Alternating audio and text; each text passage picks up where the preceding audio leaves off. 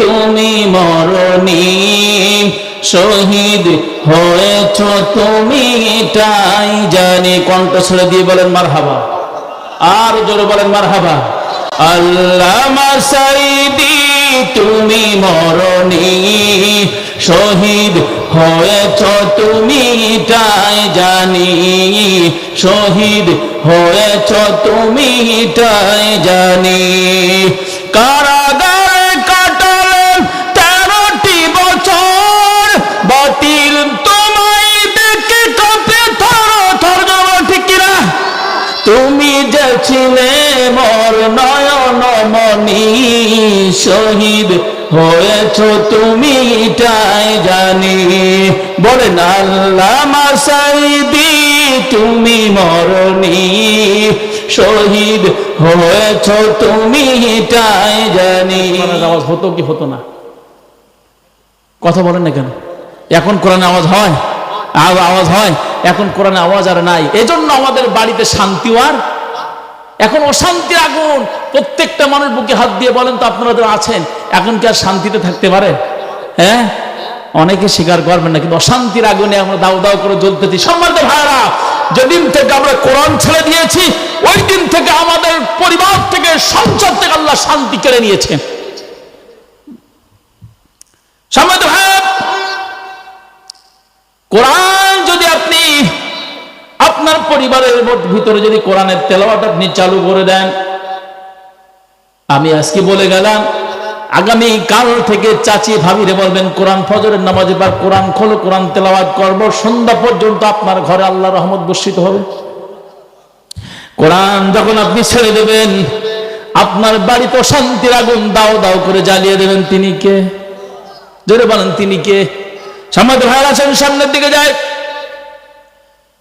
কোরআন আছে, কোরআনের তেলাওয়াত নাই। কোরআন যদি আমরা ছেড়ে দিয়েছি যখন থেকে, তারপর থেকে আমাদের সংসার জীবন, পারিবারিক জীবন, অর্থনৈতিক জীবন, রাজনৈতিক জীবন, সব জীবনে আমরা আল্লাহর রহমত থেকে বঞ্চিত হয়ে গিয়েছি।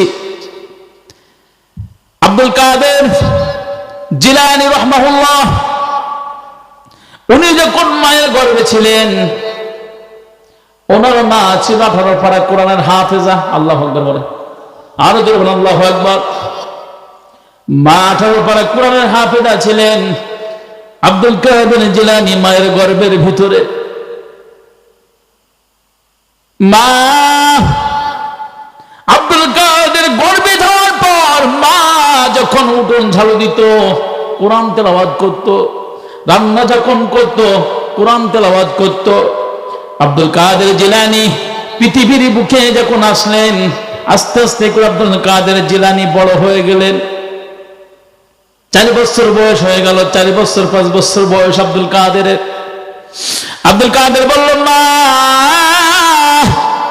আমি আপনার সন্তান আব্দুল কাদের একটা কথা আপনারে বলতে চাই। মা, আপনি আমাকে 10 মাস 10 দিন গর্ভে ধারণ করেছেন, অনেক কষ্ট করে আমাকে আপনি লালন পালন করেছেন। মারে, একটা কথা আমি আপনারে বলতে চাই, আমি যা কিছু পড়ি আমার মাথায় কোনো পড়া আমার মাথার ভিতরে থাকে না, সব আমি ভুলে যাই। মা, আমার মনে হয় আমি গর্ভে থাকার সময় আপনি দুনিয়ায় এমন কোন কাজ করেছিলেন যার কারণে ওই প্রভাবটা আমি সন্তান আমার উপর পড়েছে। আব্দুল কাদেরের মা অবাক হয়ে যায়, সন্তান আমার কি বলে, ছোট্ট মানুষ। আব্দুল কাদেরের মা বলে, বাবা তুমি আমার গর্ভে যখন ছিলে এমন কোন কাজ তো আমার জানা মতে করি নাই বাবা, যার কারণে ওর প্রভাবটা তোমার উপরে পড়বে বাবা আমি জানি না। বলে, মা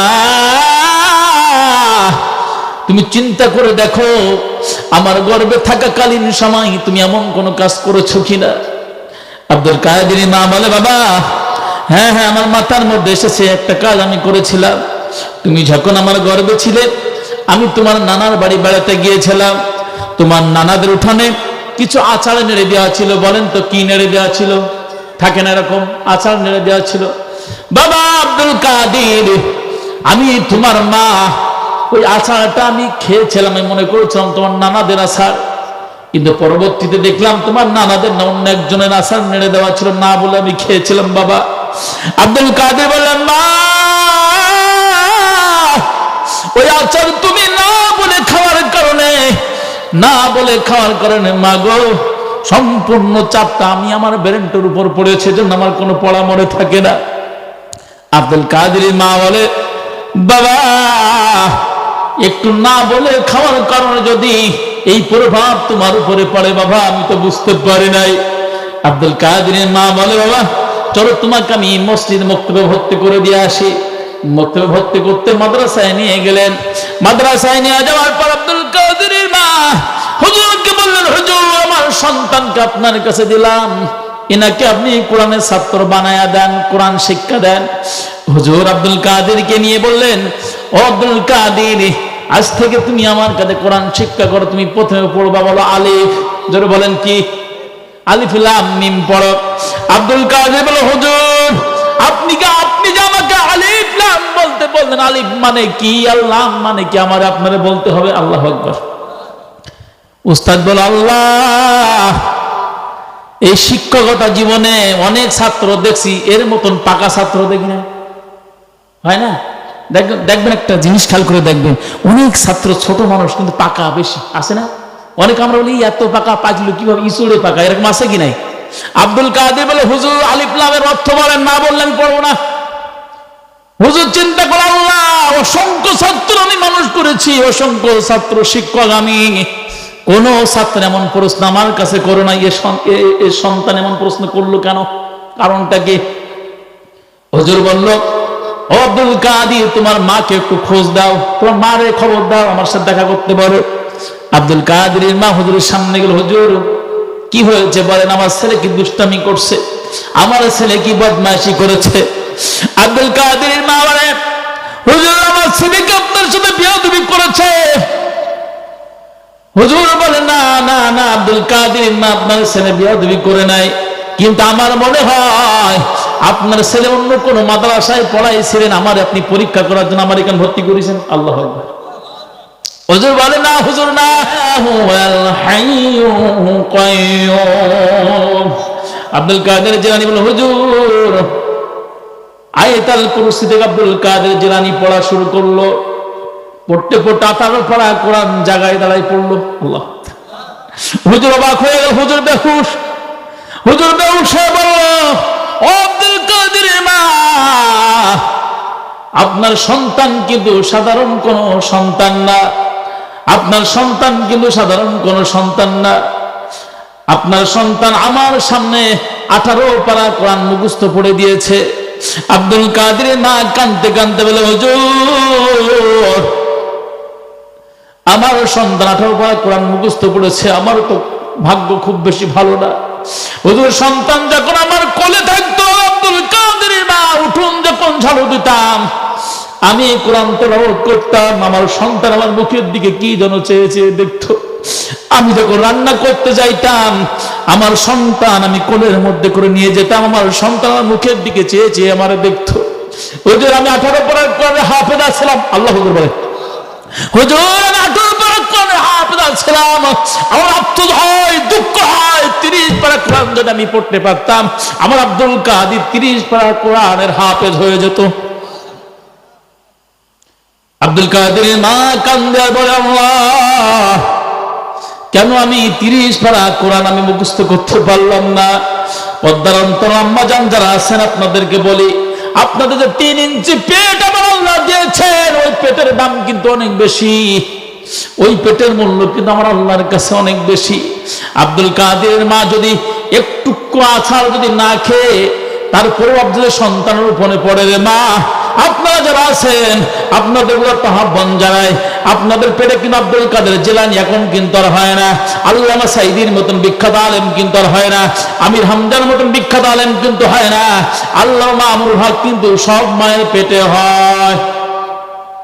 ও মা আপনাদের সম্মান ইজ্জত কিন্তু অনেক বেশি, এজন্য আমি আপনাদের উদাত্ত আহ্বান জানাই, এমন কোন কাজ করবেন না মা যেন আপনার শরীরের সব অংশ কোনো মানুষ দেখতে পায়। এমন ঢিলা ঢালা পোশাক পরবেন, আটো সাটো পোশাক আপনারা পরবেন না। মা আপনাদের সম্মান ইজ্জত সবচেয়ে বাড়িয়ে দিয়েছেন, বলেন তিনি কে? আর জোরে বলেন তিনি কে? মায়েদের সম্মান বাড়িয়েছেন তিনি কে? আরে মা জননী আমায় হায় রে মা জননী, হায় রে মা জননী আমায়, হায় রে মা জননী মাগো তুমি ছাড়া লয় না কেহ আমায় বুকে টানি, আঁচল দিয়া মুছে না কে, আঁচল দিয়া মুছে না কে আমার চোখের পানি, হায় রে মা জননী আমায়, হায় রে মা জননী। জলে বলে মারহাবা। চইলা গেল কোন জানায় আমায় নিলানা, পথে পড়া কান্দি মাগো নাই যেমন ঠিকানা, চইলা গেল কোন জানায় আমায় নিলানা, পথে পড়া কান্দি মাগো নাই যেমন ঠিকানা, তুমি ছাড়া জীবন আমার, তুমি ছাড়া আমার জীবন আমার একটু ভাবনি, বলেন হায় রে মা জননী আমার, হায় রে মা জননী মাগো তুমি ছাড়া লয় না কেহ আমায় বুকে টানি, আঁচল দিয়া মুছে না কে, আঁচল দিয়া মুছে না কে আমার চোখের পানি, হায় রে মা জননী আমার, হায় রে মা জননী। জোরে বলেন আল্লাহু আকবার। সামনে ভাইরান আল্লাহ সুবহানাহু ওয়া তাআলা মায়েদের ইজ্জত সম্মান কম দিয়েছেন না বেশি দিয়েছেন? আরো জোরে বলেন কম না বেশি? সামনে ভাইরান বিশ্ব নবী আমার আখিরি জামানার পয়গম্বর নবী মুহাম্মদুর রাসূলুল্লাহ। সমস্যা হচ্ছে একটা জিনিস কি দেখেন, আমরা আমাদেরও সমস্যা আছে। দেখবেন সব মেয়েদের দোষ না, আমাদের দোষ আছে না নাই? কথা বলেন না কেন? আমাদের দোষ কম না বেশি? আমরা দেখবেন গভীর রাত 10টা 11টা 12টা পর্যন্ত চায়ের দোকানে বসে এর কি আড্ডা ফাজলামি করবো, রাত 12টার সময় বাড়ি গিয়ে বলবো ও আব্বাসের মা দরজা খোল, ও দরজা কি খুলবে? কথা বলেন খুলবে? ঈশান নামাজের পর বাড়ি গিয়ে তো বলতে পারেন খোকার মা নামাজ পড়ছো, নামাজ পড়ে নাও, একসাথে খাওয়া দাওয়া করি। আচ্ছা বলেন এরকম কাজ করেন কারা কারা? দুহাত তুলে দেখেন আল্লাহকে তারা তারা। আল্লাহ সব অন্য লাইনের লোকজন, কয়টা লোক হাত তুলেছেন? আমাদের তো দোষ কম না। আমরা বাড়ি গিয়ে বলি ভাববে কি ঘুম মারাইছাম, এরকম বলি কি বলি না? বলি কি বলি না? আরে মিয়া আপনি রাগ দেখাচ্ছেন কারে? কারে ধমক দেন? আপনার দোষ বেশি। আপনি রাত 12টা পর্যন্ত চায়ের দোকানে ফাজলামি করেন। আপনি তো বাড়ি গিয়ে বলেন স্ত্রী ও আব্দুর রহিমের মা, আব্দুল সাত্তারের মা ওঠো, উঠে তুমি কি নামাজ পড়ছো? নামাজ পড়ে নাও, একসাথে বসে দুজন একসাথে ভাত খায়। এই কথা কখনো বাড়িতে বলছেন? কথা বলেন। এই কথা আমরা কখনো বলি নাই। স্ত্রীদের সাথে আমরা খারাপ ব্যবহার করি, খারাপ আচরণ করি। নবী আমার বিশ্ব নবী আখিরি জামানার পয়গম্বর নবী মুহাম্মদুর রাসূলুল্লাহ, আল্লাহ রসুলের স্ত্রী ছিল কয়জন? হ্যাঁ কয়জন? কে 12 জন 13 জন বলছি? বলেন বলেন বলেন। এক চাচা বললো 11 জন। জোরে বলেন কয়জন? 11 জন স্ত্রী ছিল। নবী আমার আল্লাহ রসুলের সবচেয়ে কম বয়সী স্ত্রী ছিল, নাম ছিল আয়েশা। জোরে বলেন নাম কি? আয়েশা। আমরা বাড়ি গিয়ে বলি খোকার মা এখন রান্না হয়নি, তুমি কোনে গল্প করতে গিয়েছিলে? আন্দাজ পাও না সারাদিন কাজ করে আমি আর তুমি কোনে যাও? সম্মানিত ভাই, না না না, বিশ্ব নবীর 11 জন স্ত্রী ছিল। আল্লাহ রসুল 11 জন স্ত্রী থাকার পর কোন স্ত্রীকে আল্লাহ রসুল কম বেশি ভালোবাসেন নাই, সবাইকে সমান ভালোবেসেছেন। কিন্তু বিশ্ব নবীর জীবনে সবচেয়ে বেশি মহব্বত করেছেন খাদিজাকে। জোরে বলেন কাকে? আল্লাহু আকবার। এমন সময় আয়েশা বললেন ইয়া রাসূলুল্লাহ, ইয়া হাবিবাল্লাহ, আপনার কাছে একটা প্রশ্ন করতে চাই। আপনি সব সময় খাদিজার নাম কেন মুখে বলেন? খাদিজা তো বুড়ি ছিল। খাদিজা দেখতে শুনতে খুব বেশি ভালো ছিল না, খালি আপনি খাদিজার কথা ভুলতে পারেন নাই কেন? আমরা আপনার স্ত্রী আছি দেখতে ভালো, অল্প বয়সী স্ত্রী, আমরা কুমারী স্ত্রী, আমাদের কথা একবারও বলেন নাই, খালি খাদিজার কথা মুখে আনেন কেন? আল্লাহ রাসূল বলল, আয়েশা না না, তুমি জানো না, না খাদিজা হচ্ছে আমার এমন স্ত্রী, আমার দুঃখের দিনে কেউ ছিল না, খাদিজা ছিল। আমার বিপদের সময় কেউ ছিল না, খাদিজা ছিল। আমি যখন হেরা গুহায় থাকতাম, কোরআন নাজিল হতো, কেউ যাইতো না আমার খাদিজা গিয়া। না খাওয়া খাদিজা, এত বুড়ি বয়সে খাদিজা আস্তে আস্তে করে আমার জন্য খাদ্যগুলা নিয়ে আমার কাছে পৌঁছাই দিত। ও আয়েশা, কখনো না না খাদিজার নামে কোনো কথা বলবা না। খাদিজা কিন্তু আমার বিপদের সময়ের বন্ধুরে আয়েশা। আমি জীবনে খাদিজাকে এত বেশি ভালোবেসেছি, সেই ভালোবাসা আমি রাসূল তোমাদের দিতে পারবো না। আল্লাহু আকবার বলে। 11 জন স্ত্রী চিন্তা করলো। আচ্ছা বলেন তো দেখি, একটা দুইটা তিনটা স্ত্রী যাদের আছে, বাড়ির শান্তি আছে? হ্যাঁ, বড় স্ত্রীর কাছে যখন যায় 2টা কিল, ছোট্টার কাছে গেলে 5টা কিল। আর যদি মেজে থাকে, আচ্ছা বলেন তো দেখি, কোনো জায়গায় কেউ শান্তি পায়? শান্তি নাই। বিশ্বনবী আমার 11 জন স্ত্রী, রাসূলের 11 জন স্ত্রী চিন্তা করলো রাসূল কাকে বেশি ভালোবাসে। সবাই একটা পরামর্শ করলো, আল্লাহ রাসূল কাকে বেশি ভালোবাসে, কি মহব্বত ভালোবাসা রাসূলের স্ত্রীদের মধ্যে ছিল। 11 জন স্ত্রী বলল, ও আমার সতীন যারা তোমরা আছো, সবাই আমরা এক জায়গায় হই। এক জায়গায় হওয়ার পর 11 জন স্ত্রী একটা চিন্তা ভাবনা করলো, বিশ্বনবী কাকে বেশি ভালোবাসে। সবাই বলে, ইয়া রাসূলুল্লাহ, হাবিবাল্লাহ, আপনি কাকে বেশি ভালোবাসেন? কেউ কোনো কথা বলে না। আল্লাহ রাসূল বলল, আল্লাহ রাসূল একটা কৌশল খাটালো, বুদ্ধি অবলম্বন করলো। বিশ্বনবী বলল, ও আয়েশা শোনো রাখো, এই প্রশ্নের জবাব আমি এখন দেব না। একটা কথা তোমাদের আমি বলি, আগামীকাল আমি তোমাদের প্রশ্নের জবাব দেব। বিশ্বনবীর সামনে 11 জন স্ত্রী বসে আছেন। আল্লাহ রাসূল বললেন, আমি আগামীকাল সব প্রশ্নের জবাব তোমাদের দিয়ে দেব, শুনে রাখো, এখন তোমাদের কোনো জবাব দেব না। আল্লাহ রাসূল তারপরের দিন ফজরের নামাজের পর আল্লাহ রাসূল একটা একটা করে 11টা খুরমা হাতের মধ্যে নিলেন। কয়টা? কথা বলেন, কয়টা? 11টা খুরমা বিশ্বনবী হাতের মধ্যে নিলেন। প্রথম স্ত্রীর কাছে গিয়ে একটা খুরমা দিয়ে বলল, ও প্রিয়তমা স্ত্রী, একটা কথা তোমার আমি বলি, তোমার আমি একটা খুরমা দিয়েছি, সবচেয়ে বেশি ভালোবাসি তোমাকে। সুবহানাল্লাহ। 2 নম্বর স্ত্রীর কাছে গেলে বিশ্বনবী বললেন, ও স্ত্রী, তোমাকে আমি খুব বেশি ভালোবাসি, এই খুরমাটা নাও, কিন্তু তোমাকে আমি সবচেয়ে বেশি ভালোবাসি, তুমি কারোর সাথে কথা বলবো না। 11 জন স্ত্রীর কাছে 11টা খুরমা বিশ্বনবী দিয়ে আসলেন, আর বললেন, আমি তোমাকে সবচেয়ে ভালোবাসি। আল্লাহ রাসূল 11 জনকে এক জায়গায় করলেন। করার পর আল্লাহ রাসূল বলেন, আয়েশা, যাকে আমি খুরমা দিয়েছি তাকে আমি সবচেয়ে বেশি ভালোবাসি। জোরে বলেন আল্লাহু আকবার। খুরমা দিয়েছেন কয়টা? স্ত্রী কয়টা? কেউ কারোর কিছু বলে না, সবাই খুশি। সুবহানাল্লাহ বলেন।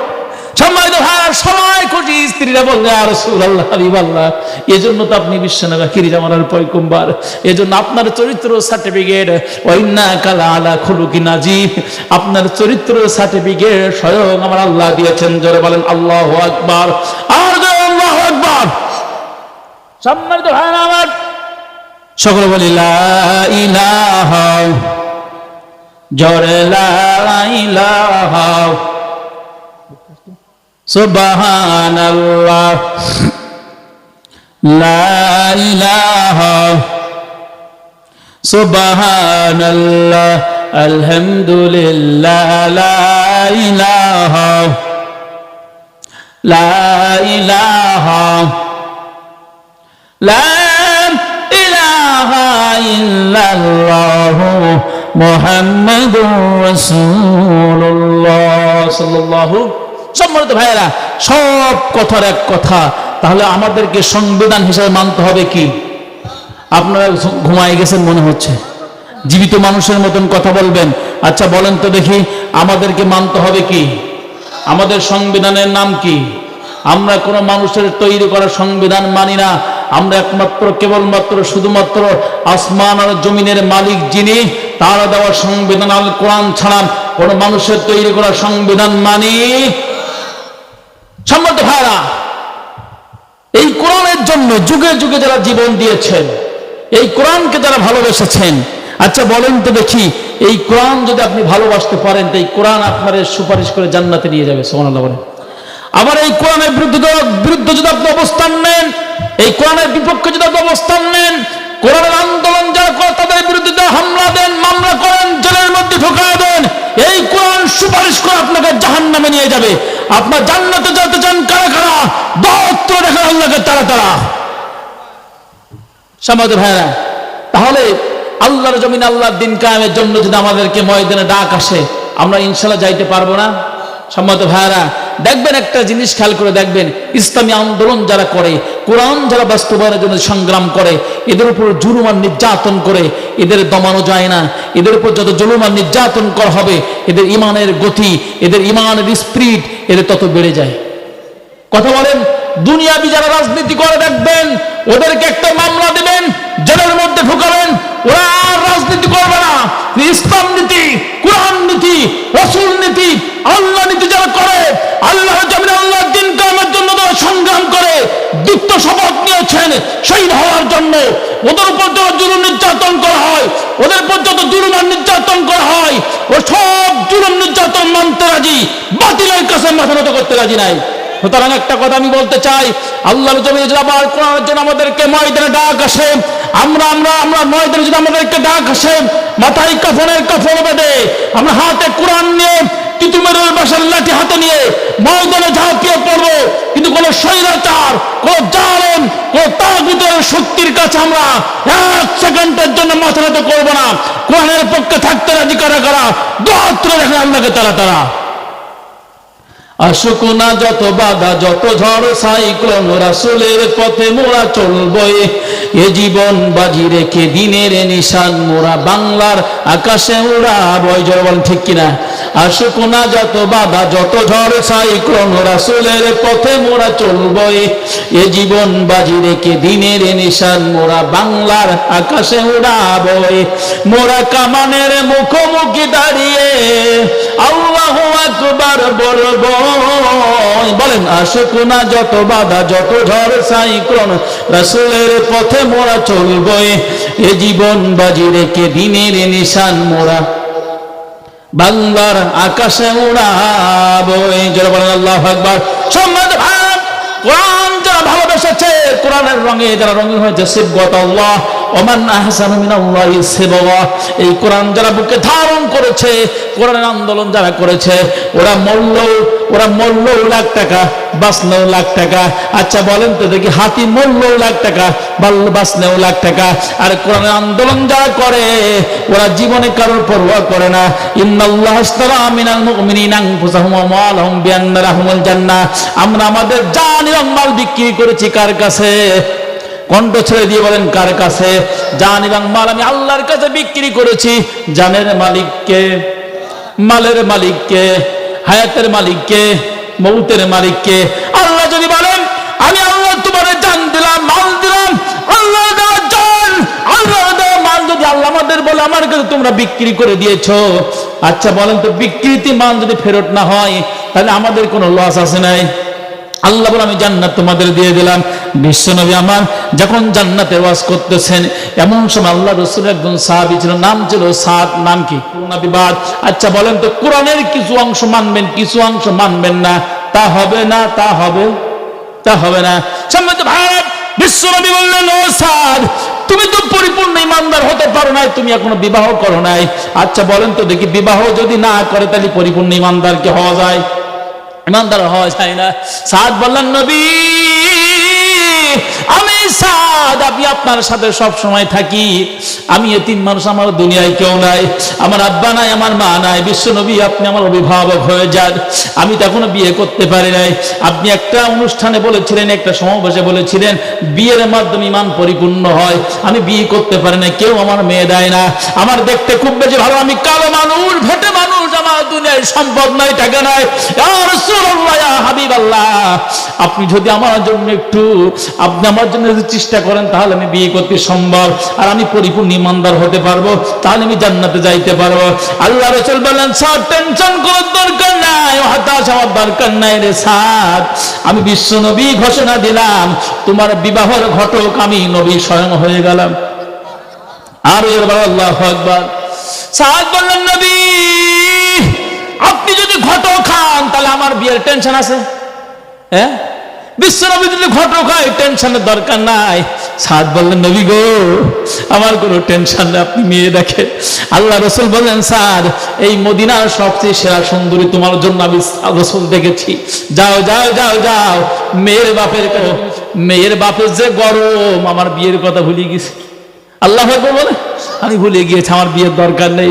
আল্লাহ রসুল বলে এবার আবার তুমি যাও। সাদ বলে না আমি যাবো না। আল্লাহ রসুল বলে তুমি এবার অ্যাকসেপ্ট করবে। আবার চলে গেলেন। সাদ গিয়া বললেন বিশ্বনবী আপনার সালাম দিয়েছেন, আপনার মেয়ের জন্য বিশ্বনবী আমার এই প্রস্তাব পাঠাইছেন, আপনি অ্যাকসেপ্ট করবেন কিনা? বলে না সম্ভব না। মেয়ে ডাক দিয়ে বলে আব্বা কে পাঠিয়েছে একটু ভালো করে আপনি শোনে। ইবনে ওয়াহাব বলল মেয়ে গো আমার কন্যা সন্তান, সাধারণ কোনো মানুষ পাঠাই নাই, বিশ্বনবী আমার আখিরি জামানার পয়গম্বর, যে নবী জান্নাতে না গেলে আল্লাহ জান্নাতের দরজা খুলবে না, যে নবীকে যে নবীকে গোটা পৃথিবীর জন্য আমার আল্লাহ রহমত বানিয়েছেন ওই নবী পাঠিয়েছেন। মেয়ে বলল আব্বা না না না না, আপনি মানা করবেন না, বারণ করবেন না, আপনি নিষেধ করবেন না আব্বা, আমি আপনার কন্যা, আমি ঘোষণা দিলাম সাদ যে প্রস্তাব নিয়ে এসেছেন ওই প্রস্তাব আমি মেয়ে রাজি হয়ে গেছে, আব্বা আপনিও রাজি হয়ে যান। কেন আপনার যে সম্পদ চিরদিন থাকবে না, সম্পদ দেওয়ার মালিক আল্লাহ, সম্পদ কেড়ে নেওয়ার মালিক আল্লাহ, ক্ষমতা দেওয়ার মালিক আল্লাহ, ক্ষমতা কেড়ে নেওয়ার মালিক আল্লাহ। আমার আল্লাহ যে আমাদের রূপ সৌন্দর্য দিয়েছেন, আমার সুন্দর করে যে আল্লাহ আমার বানাইছেন, ওই আল্লাহ ইচ্ছা করলে মুহূর্তের মধ্যে আমার রূপ যৌবন কেড়ে নিতে পারে কি পারে না? মেয়ে বল আব্বা আপনি রাজি হয়ে যান। আল্লাহ আব্বা রাজি হয়ে গেল, মেয়ে রাজি হয়ে গেল। সাদের মুখে আজ হাসতে হাসতে বিশ্বনবীর দরবারে চলে গেল। সাদ হাসতে হাসতে বলে আর রাসূলুল্লাহ ইয়া হাবিবাল্লাহ, খুব ভালো সংবাদ। আল্লাহ রসুল বলল সাদ হাসো কেন? নবী প্রথমবারে গিয়েছিল ধমক দিয়েছিল, দ্বিতীয়বার গিয়ে অ্যাকসেপ্ট করতে রাজি হয়েছে। আল্লাহ রসুল বলল কোনো সমস্যা নাই, আমি বিশ্বনবী তোমার জন্য 400 দিরহাম ধার্য করলাম। কয়শা? সাদ বলল নবী আমি জীবনে 40 দিরহাম দেখে 400 দিরহাম দেবো কিভাবে? এটাকে আমি শোধ করবো তার থেকে। বিশ্বনবী বললেন সাদ টেনশন করার দরকার নাই, হতাশ হওয়ার দরকার নাই, যাও যাও। আমার সাদ উসমানের কাছে গিয়ে বলে বিশ্বনবী সালাম দিয়েছে। আমার আরেক সাহাবী আবু বকরের কাছে গিয়ে বলে বিশ্বনবী সালাম দিয়েছে, যাও বললে বুঝতে পারবে। আচ্ছা চিন্তা করলে বিশ্বনবী বলে উসমানের কাছে যাইতে, উসমানের কাছে গিয়ে হাসতে হাসতে গিয়ে বলে উসমান বিশ্বনবী সালাম দিয়েছেন।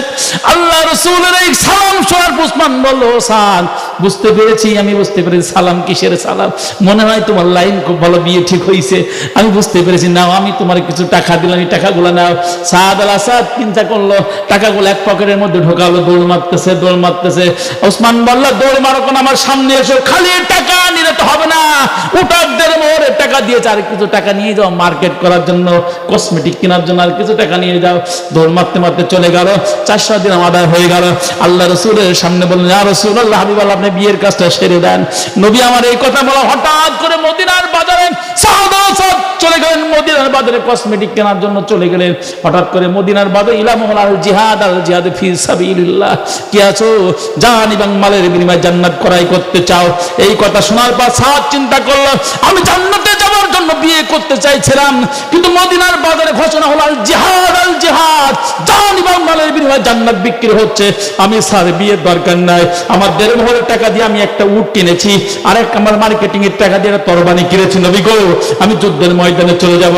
সাদ আল আসাদ চিন্তা করলে না আমার বিয়ের দরকার নাই, মার্কেটিং এর দরকার নাই, দেড়মোহরের টাকার কোনো দরকার নাই, আমি সাদ জান্নাতে যাওয়ার জন্য আমার নবী যে ঘোষণা দিয়েছেন জান এবং মালের বিনিময়ে জান্নাত বিক্রি হবে, আমি জান্নাত ক্রয় করতে চাই। যুদ্ধের ময়দানে চলে গেলেন সাদ। যাওয়ার পর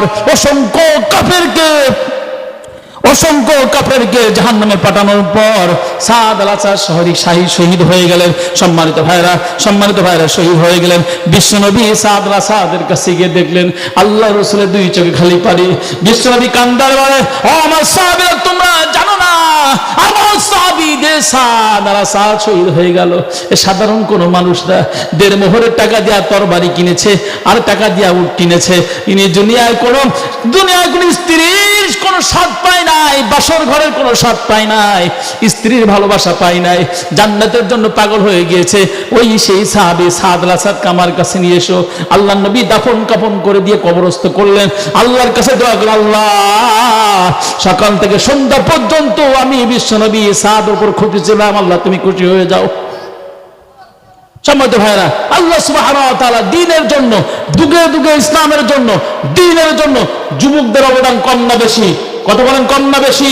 দীর্ঘ 17-16 বছর জালেমদের জুলুম আর নির্যাতন করেছে, অসংখ্য আন্দোলন করেছে, আমরা নামাতে পারি নাই, অসংখ্য জীবন গিয়েছে, আমরা তাকে নামাতে পারি নাই ক্ষমতার চেয়ার থেকে। ছাত্র আন্দোলন যখন শুরু হলো, ছাত্র জনতা যখন আন্দোলন শুরু করেছে, জালেম স্বৈরাচার শেখ হাসিনা পালাতে বাধ্য হতে যাবে, বলে ঠিক কিনা? যে জমিনে যুবকের রক্ত ঝরে, ওই জমিনের মাটি আল্লাহর জন্য সাক্ষী হয়ে যায়। আল্লাহু আকবার। আল্লাহ সুবহানাহু ওয়া তাআলা আমাদেরকে দ্বীনের জন্য কবুল করুক। ওয়া আখিরু দাওয়ানা আলহামদুলিল্লাহি রাব্বিল